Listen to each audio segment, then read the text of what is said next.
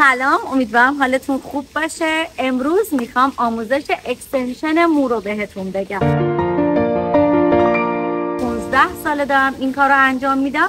تمامی روش های اکستنشن مو رو به وسیله رینگ، چسب، بافت و تیپ و خیلی روش های دیگه که در موردش میدونید، همه اینا رو من تست کردم و از نظر من بی‌ضررترین روشیه که با دستگاه مخصوص اکستنشن و چسب کراتین انجام میشه.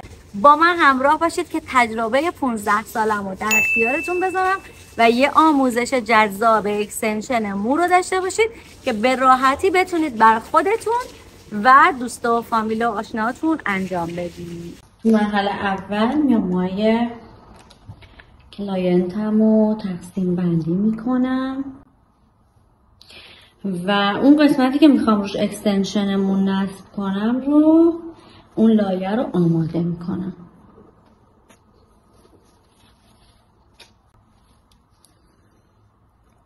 مثلا من میخوام روی این لایه به شما آموزش بدم که یه دونه موی اضافه رو برای ایشون نصب کنم.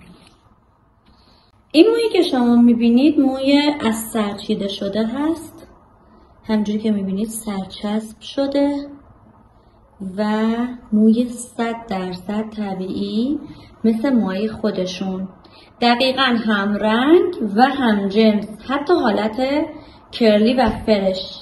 و خیلی دقت کنین که وقتی میخواین موی مشتریتون رو اکستنشن کنین یا حالا حتی اصلا بر خودتون تو خونه میخواین اکستنشن کنین، هم جنس مو هم خونی داشته باشه با موهاتون، هم حالتش. اگه موهای شما صاف باشه، مو موجدار باشه، خیلی جالب نمیشه نتیجه کارتون. یا برعکس، اگه این مو لخت باشه، کراتین شده باشه مثلا، و موهای خودتون فر باشه. پس سعی کنید حالت مو، جنس مو و رنگ مو 100% با هم تطابق داشته باشه. ببینید این مو رو میارم اینجا، نیم سانت مونده بریشه.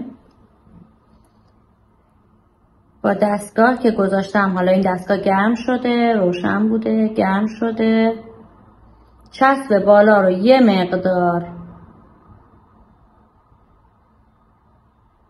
با حرارت آب میکنم و بعد همینجوری که میبینید با دستم آروم آروم، ببین چسبش انقدر داغ نیست که دستتون رو بسوزونه یا اذیت کنه.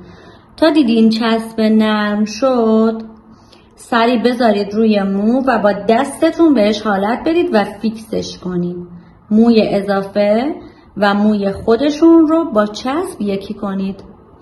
به همین راحتی، به همین سادگی یه تیکه مو نصب شد و این مو تا 3-4 ماه روی موهاشون میمونه. بعد از 3-4 ماه که ریشه رشد کرد تا اینجا اومد، میتونن دیگه ریمووش کنن.